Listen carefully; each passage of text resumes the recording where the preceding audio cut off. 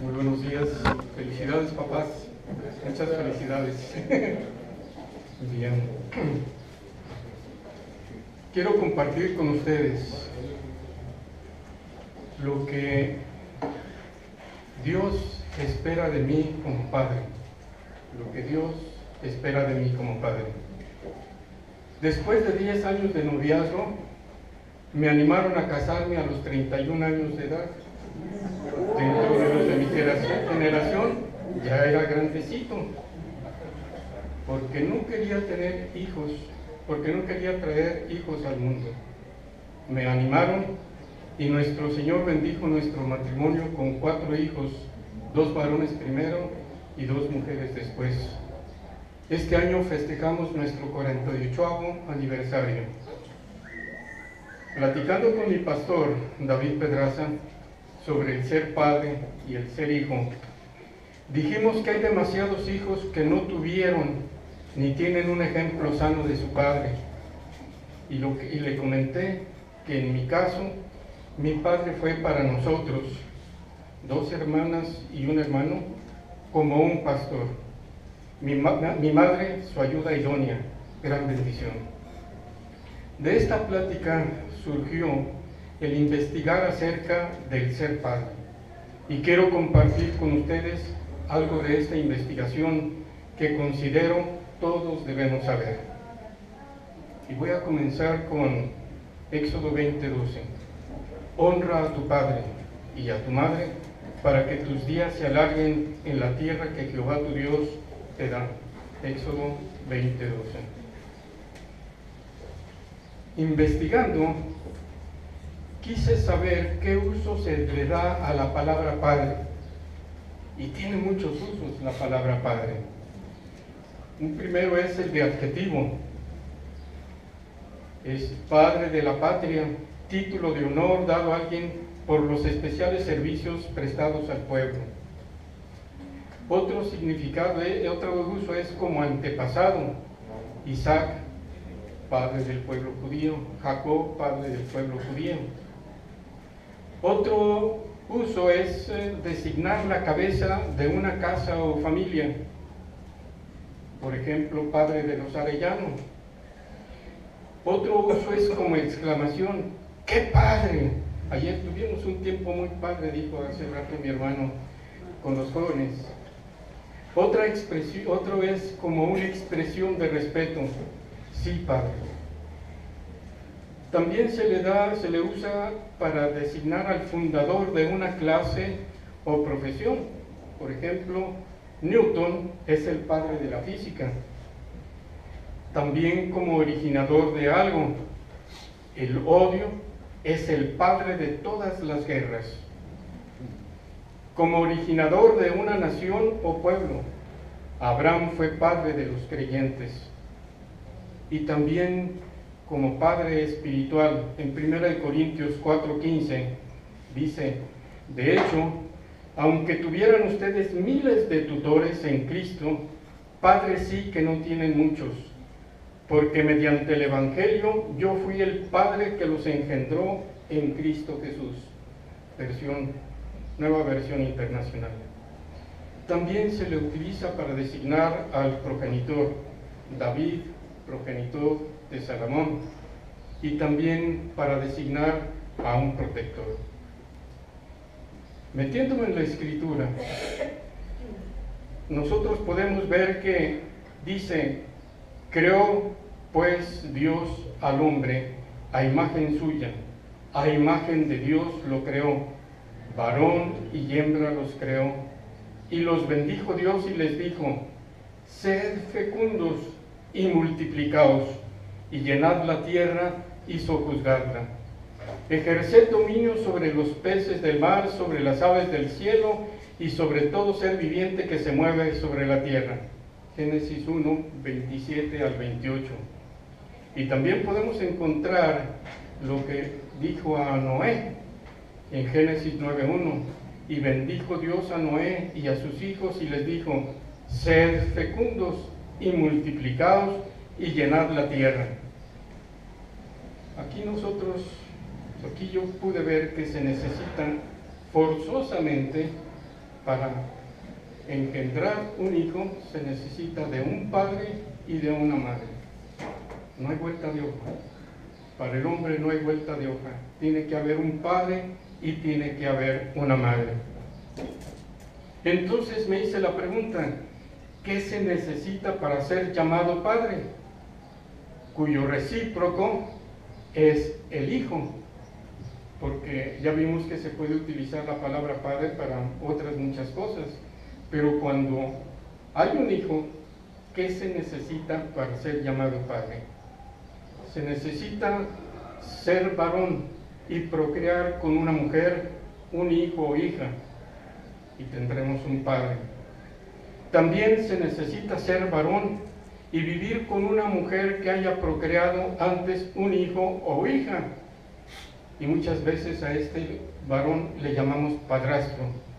Yo le llamo padre adoptivo, y le doy gracias a Dios de que el Padre que nos muestra la Biblia, Dios Padre, yo soy hijo adoptivo de Dios Padre en Cristo Jesús. Mucho respeto para aquel varón que adopta hijos, mucho respeto. Y viene la pregunta, ¿qué le mueve a un varón a ser padre? ¿Qué le mueve a un varón a ser padre? Y encontré muchas razones, muchos argumentos. Por ejemplo, tener un mini yo. Yo voy a ser padre para tener un mini yo. Que mi apellido perdure en el tiempo. Verme reflejado en los hijos. Tener hijos va a mejorar mi matrimonio.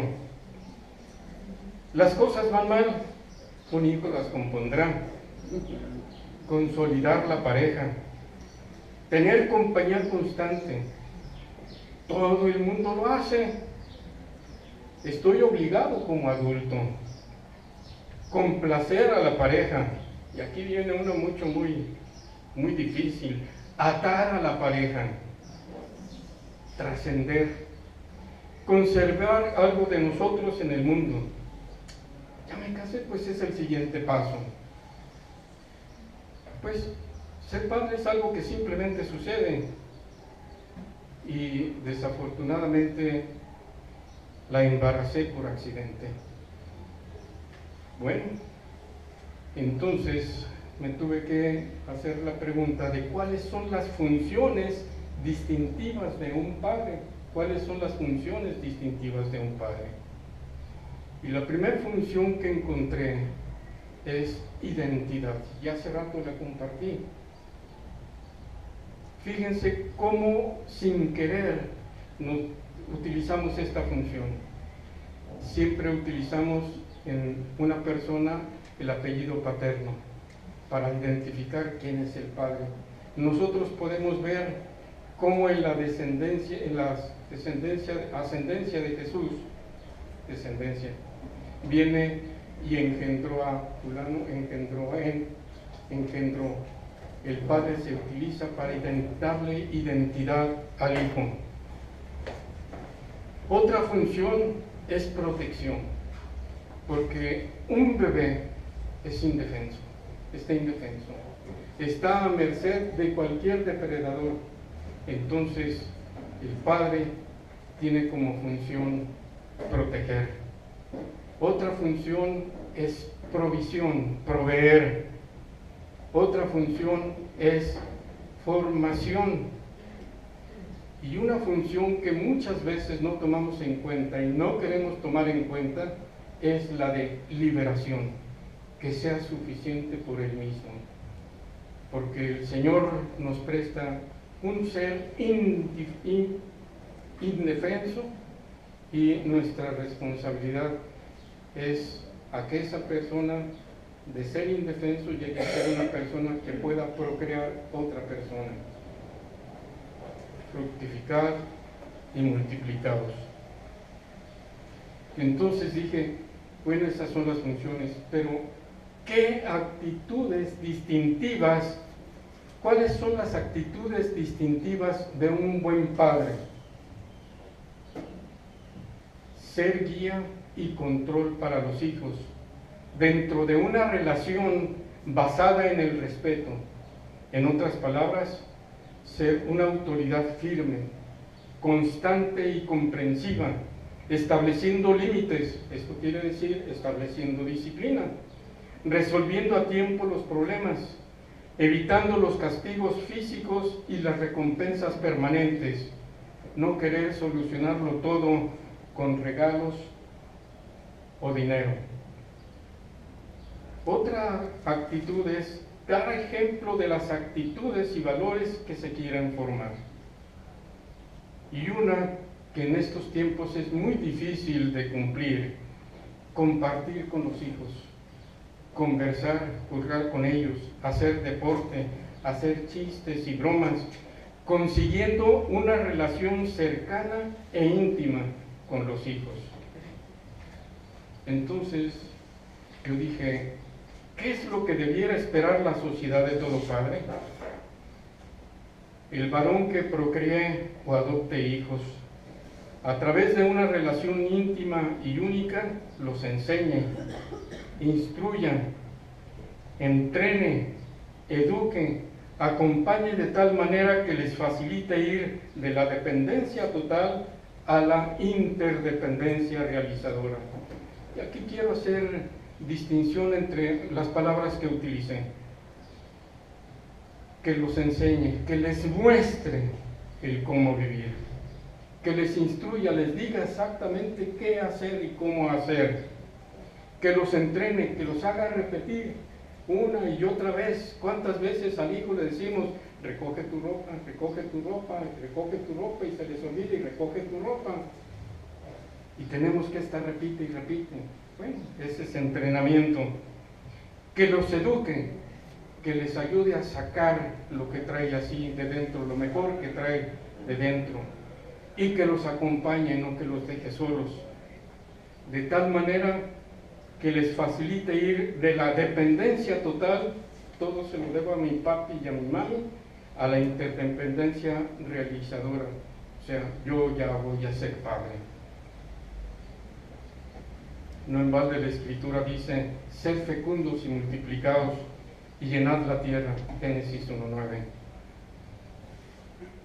La relación del padre se puede construir o mantener o destruir día a día. La paternidad requiere de amor, de voluntad, de paciencia. La paternidad requiere de actitudes correctas. Una relación íntima, única, para enseñar, instruir, entrenar, educar, acompañar de tal manera que les facilite ir de la dependencia total a la interdependencia realizadora. Y hago énfasis en la dependencia total, interdependencia realizadora, porque nuestros hijos no son nuestros, son hijos de Dios prestados por un tiempo. Son hijos de Dios prestados por un tiempo. Entonces, describiendo al Padre con pocas palabras, utilizo identidad, protección, sustento, provisión y formación. Pero para esto se requiere depender de Dios. Para esto se requiere depender de Dios. ¿Por qué? Porque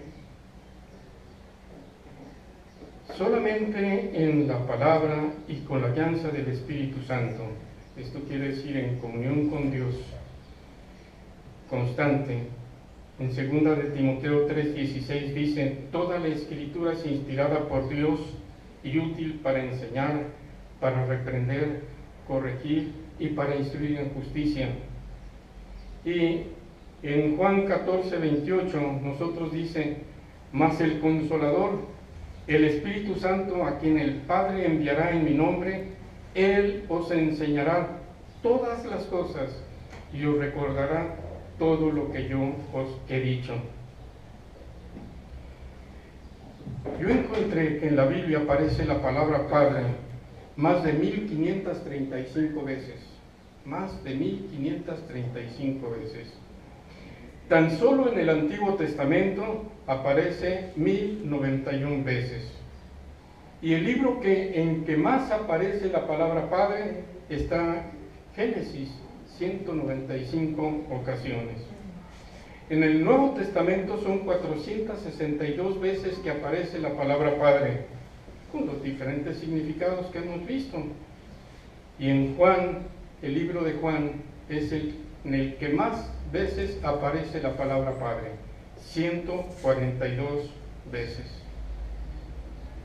Y nosotros sabemos que Proverbios 14:12 dice: hay caminos que al hombre le parecen rectos, pero que acaban por ser camino de muerte. Entonces, para no equivocar en camino, necesitamos de la guianza del Espíritu Santo y del estudio de las Escrituras, de la aplicación de las Escrituras.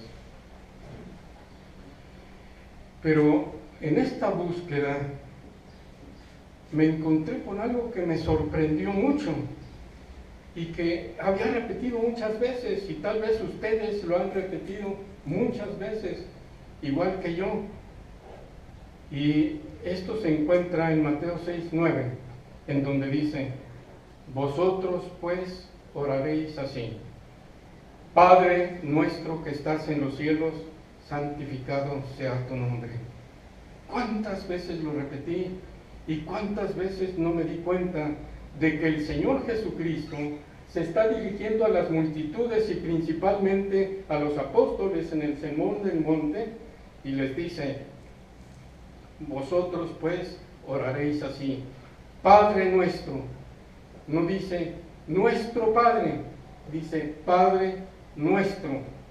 Eso quiere decir que mi Padre, la primera persona de la Trinidad, es mi Padre, es el Padre de todos nosotros.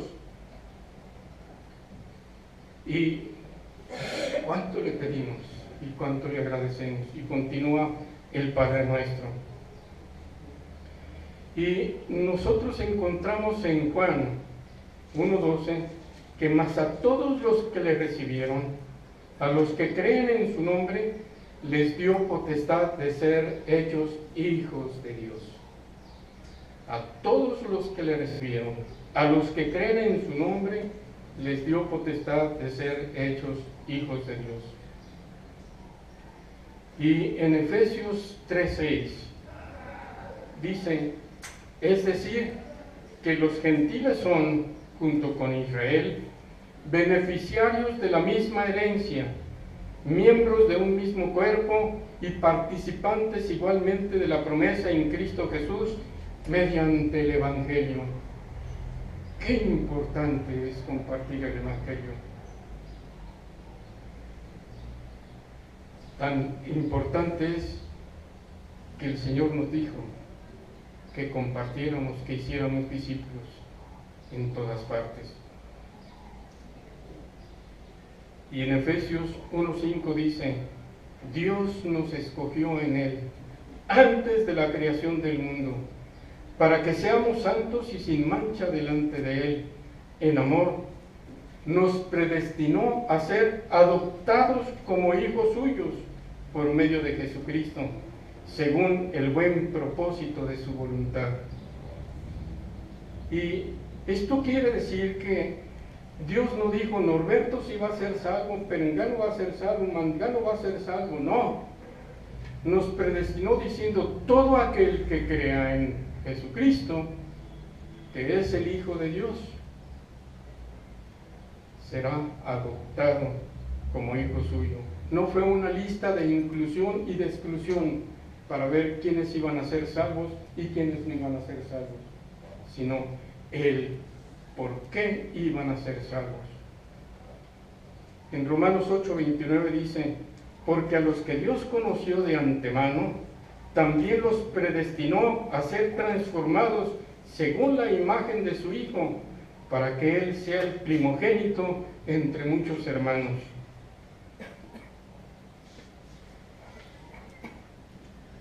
Y en Gálatas 3:26 dice: todos ustedes son hijos de Dios mediante la fe en Cristo Jesús. Así que ya no eres esclavo, sino hijo.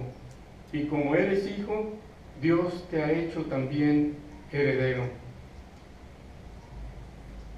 Gálatas 4:7. Y en Gálatas 4:19 dice: queridos hijos, por quienes vuelvo a sufrir dolores de parto hasta que Cristo sea formado en ustedes. Entonces, ¿qué es lo que Dios espera de mí como padre? Que yo llegue a ser a la estatura, a la medida de Jesucristo como padre, para que pueda tratar a mis hijos como Dios me trata a mí, en amor, en justicia, en rectitud, y demanda de mí obediencia, y demanda de mí obediencia. Pero aquí viene una pregunta fuerte: ¿cómo ser como Jesucristo? Bueno, pues la Escritura dice que Dios nos hizo a su imagen y semejanza, y el prototipo es Jesucristo. Pero dice también que lo creó varón y hembra. Entonces, esto quiero hacer la diferencia, que es a imagen y semejanza, no iguales a Dios, sino a imagen y semejanza, porque al hombre lo hizo varón y hembra, y Jesucristo fue varón. ¿Sí me explico? No fue varón y hembra. Entonces no quiere decir que seamos iguales a, sino muy semejantes a, con ciertos atributos y con otros no. Y entonces aquí nosotros nos metemos en el problema en querer ser iguales que Dios, y queremos sojuzgar a nuestro hermano, queremos sojuzgar a nuestra esposa, queremos sojuzgar a todos, menos lo que Dios dijo. Él dijo sí que sojuzgáramos en la tierra a los animales, pero no a los hermanos, no a las personas. ¿Sí me explico? Entonces, hay 3 puntos que la Escritura marca con mucha claridad y que me han impactado mucho. Y dice en Miqueas 6:8 que yo ame justicia, que haga justicia, que ame misericordia y que sea humilde ante Dios. Y por hacer justicia, muchas veces entendí el establecer yo lo que era justicia y actuar conforme a la justicia que yo había establecido, y qué equivocado estoy, porque hacer justicia, conforme lo dice la palabra, es conformarme a la ley de Dios. Eso es hacer justicia. Y entonces viene el siguiente punto: amar misericordia. Y amar misericordia es amar para mí y amar para los demás. No dar el castigo que merecen, sino dar el regalo que no merecemos. ¿Me explico? Entonces, parece muy fácil decir amar misericordia, pero no es tan fácil si no cambiamos nuestra mentalidad, si no cambiamos nuestro punto de vista. Y ser humilde ante Él,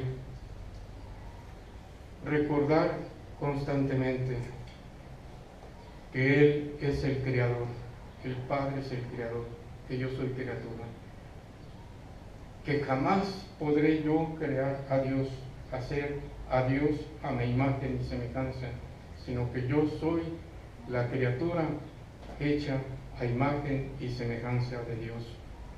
Recordar siempre esto en todas mis relaciones, en mi relación con el Padre, en mi relación conmigo mismo, en mi relación con mis padres, en mi relación con mi esposa, en mi relación con mis hijos. Y Yo estoy persuadido de que el que comenzó la obra en nosotros, la buena obra en nosotros, la perfeccionará hasta el día de Jesucristo. ¿Qué quiere decir esto? Que el pecado no me va a vencer, no me va a decir, tú caíste, mantente caído, porque Jesucristo me levanta, Jesucristo me lleva adelante, Jesucristo me permite vencer la culpa del pecado. Jesucristo me permite vencer el poder del pecado. Y yo tengo la confianza y toda la esperanza del mundo de que un día estaremos liberados del poder del pecado, de la presencia del pecado. Ante la presencia de la gloria de Dios, no habrá presencia de pecado, para nada. Entonces, un día será realidad en mi persona y en la de todo aquel que cree que Jesucristo es el Señor, el potencial que Dios proveyó como individuo a cada quien para su gloria y honra en Cristo Jesús. Y me gustaría terminar con una cita en Números, dedicada a todos los varones. Números 6, 26, dice: Jehová alce sobre ti su rostro y ponga en ti paz, y pondrán mi nombre sobre los hijos de Israel, y yo los bendeciré. Que el Señor alce su rostro sobre nosotros y su bendición sobre nosotros, y le amemos con todo nuestro corazón, con todas nuestras fuerzas, con toda nuestra voluntad. ¿Me acompañan en oración? Padre, gracias porque eres nuestro Padre en Cristo Jesús. Porque tú, Señor, nos has adoptado en Jesucristo, cosa que no merecíamos, Señor. Pero en tu amor, Señor, lo has hecho. Gracias por todos los varones, porque potencialmente pueden llegar a ser padres. Gracias porque tú eres el ejemplo, Señor, para guiar sus vidas como varones y como padres. Gracias en Cristo Jesús. Amén. Amén.